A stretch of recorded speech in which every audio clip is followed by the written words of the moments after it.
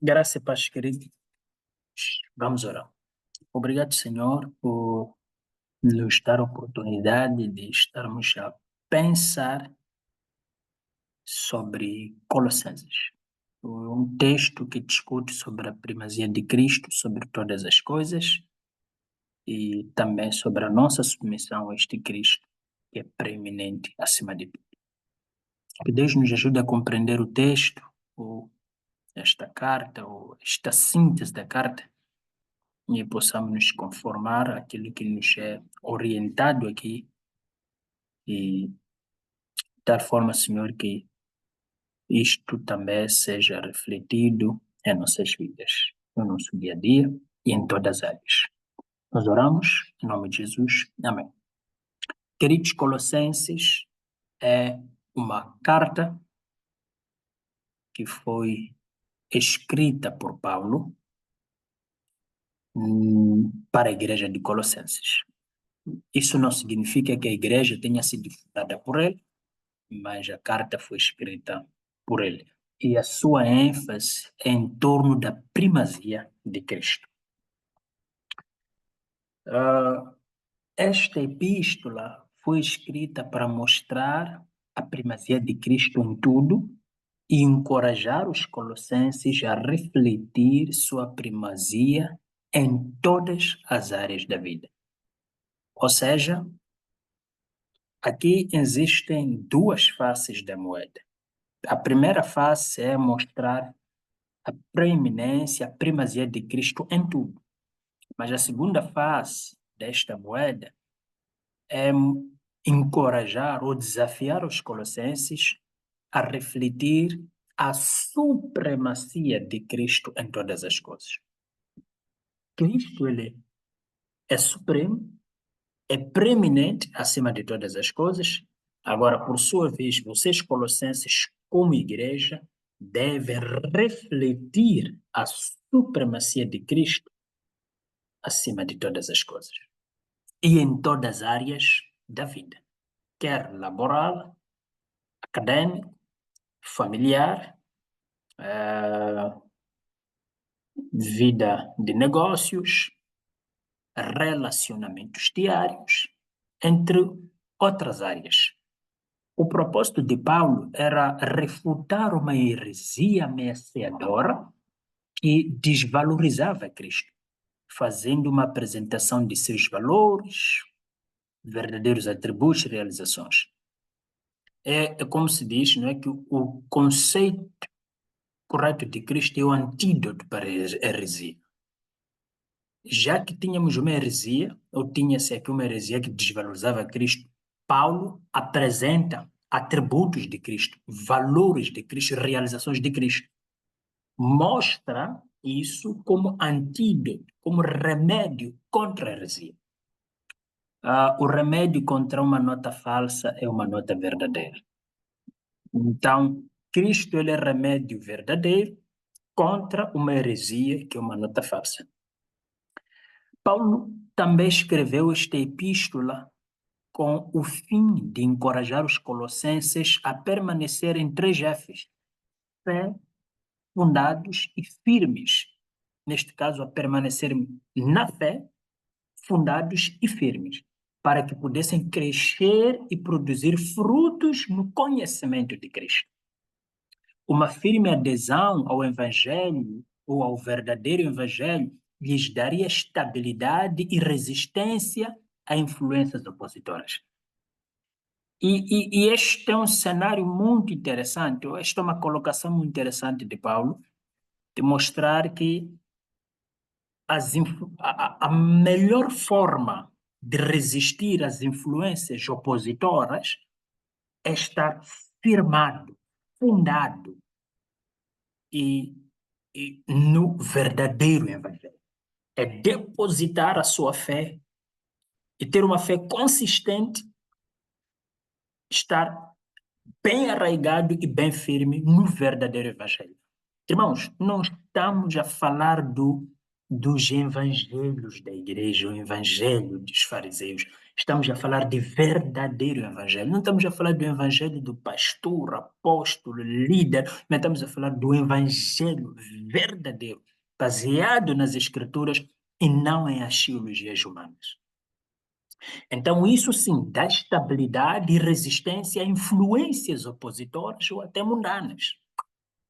O outro propósito que Paulo tinha em mente está refletido em capítulo 3, por aí também capítulo 4, e Paulo queria que os colossenses entendessem as implicações da preeminência de Cristo, não só no tocante à doutrina, neste caso, às escrituras, não à doutrina, mas também no tocante à prática, à vida.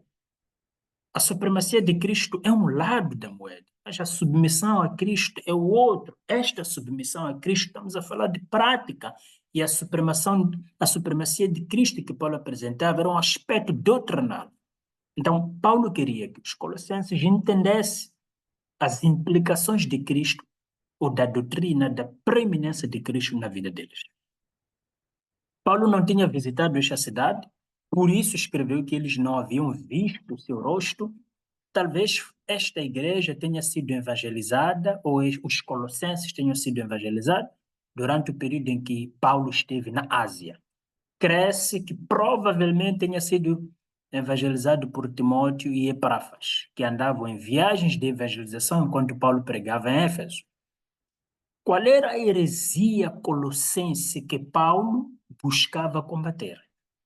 Os colossenses misturavam legalismo judeu, veja a cosmovisão judaizante, o legalismo judeu, com filosofias gregas e misticismo oriental. Problema de legalismo, filosofias gregas e o misticismo oriental. Pontos específicos incluíam a observância do sábado, dias de festas e cerimônias, leis alimentares, bem como o ritual da circuncisão, a adoração a anjos e a prática do ascetismo. Estas eram práticas, eram ideologias que eram fomentadas pela heresia colossense. Isso era praticamente o conteúdo da heresia colossense. Esta heresia, queridos, diminuía a pessoa de Cristo e enfatizava a filosofia humana. Por causa desta heresia, Paulo enfatiza a pessoa de Cristo como Senhor da criação e Senhor da igreja. É aqui, em Colossenses, que pensa-se que Paulo ele está a lutar contra o conhecimento filosófico, contra o curso de filosofia, contra a disciplina de filosofia. Não, pelo contrário. Há um encorajamento da prática da intelectualidade, não praticamente nas cartas de Paulo conseguimos ver um Paulo que é intelectual. As escrituras todas nos chamam ao equilíbrio, ou seja, ao cultivo do intelecto, a busca de conhecimento, sobretudo em Provérbios. Mas o que Paulo está a contrastar, está preocupado, é exaltar a filosofia humana em detrimento de Cristo. Isto sim é um problema. Não necessariamente o conhecimento filosófico, mas as correntes, as ideologias humanas, não é?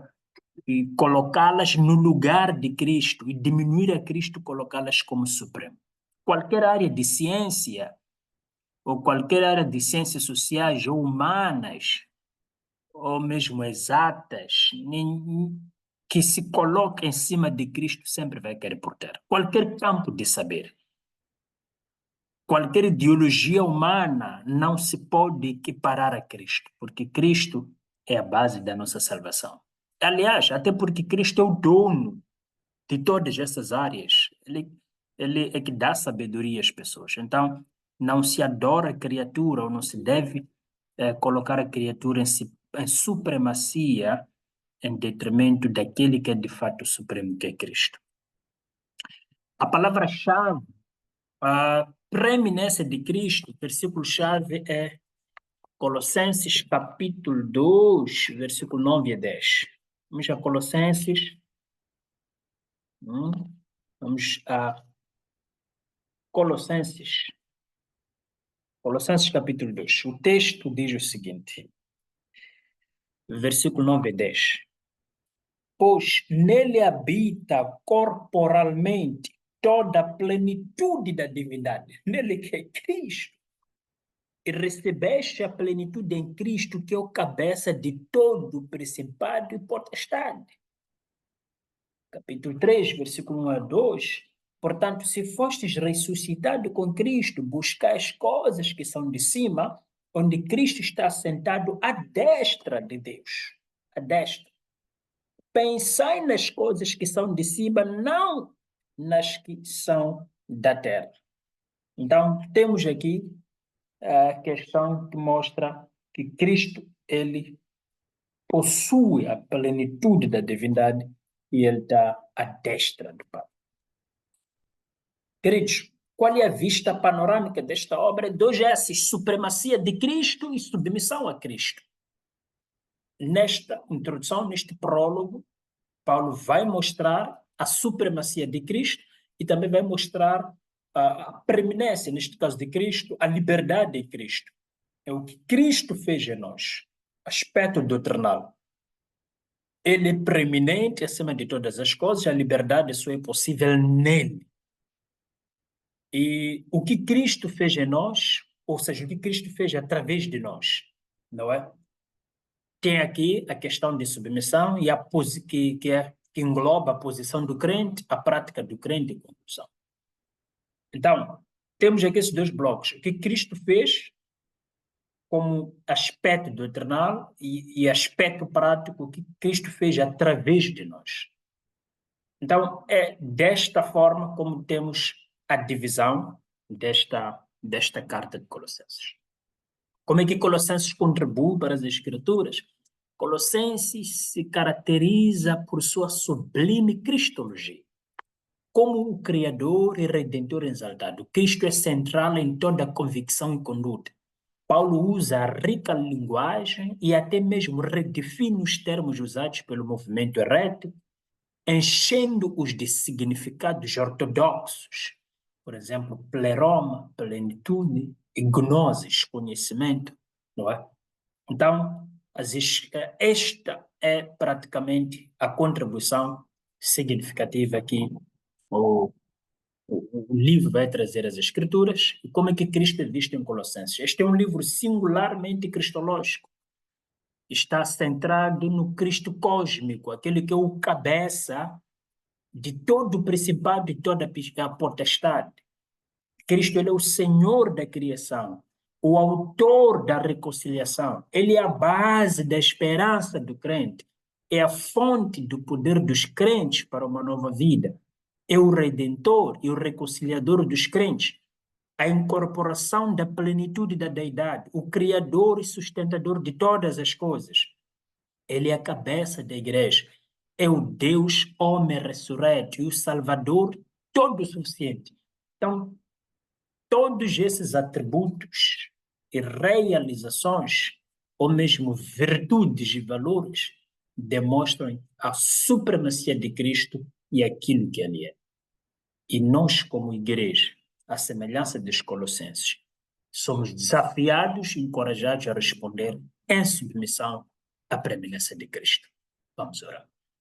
Senhor, obrigado por entendermos através da sua palavra, ou seja, deste texto, desta carta, que o Senhor é o cabeça e de todo o principado e potestade. O Senhor é o Senhor da criação, é o Senhor da reconciliação, que nos reconciliou consigo mesmo, estando nós mortos em nossos pecados, e o Senhor é a base da nossa esperança. É a fonte da nova vida que nós podemos desfrutar hoje. O Senhor é o nosso Redentor. E o Senhor é o cabeça da igreja, que somos nós. É o sustentador de todas as coisas, aquele que nos sustenta dia após dia. E o Senhor é o Deus ressurreto que vem nos ressuscitar no último dia. Um dia, Deus, que poderemos ser levados para as bodas do Cordeiro. Neste caso, a quando da sua segunda vinda, para irmos juntos às bodas. E o Senhor é o todo suficiente em nossas vidas. Queremos te agradecer, Deus, por isso. E pedimos que o Senhor nos ajude a aprendermos aprendermos e a termos uma vida de submissão e ao Senhor em todas as áreas da nossa vida. Entendermos que o Senhor não é acima das nossas necessidades, pelo contrário, o Senhor vê as nossas necessidades, o Senhor intervém nelas. E aprendermos, Senhor, a apresentar as nossas necessidades diante do Senhor.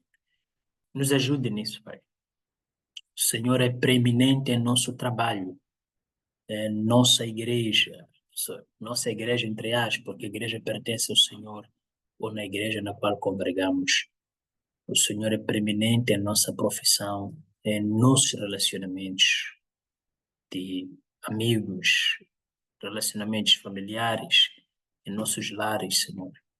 O Senhor é preeminente em nossas finanças e nos ajude que não declaremos isso apenas, mas demonstremos a sua preeminência nisso. O Senhor é preeminente em nossos ministérios e que isso seja visível. Não pratiquemos culto à personalidade como forma de mostrar a preeminência humana, mas cultuemos apenas a Ti, que é preeminente no nosso ministério, nas nossas igrejas e vidas.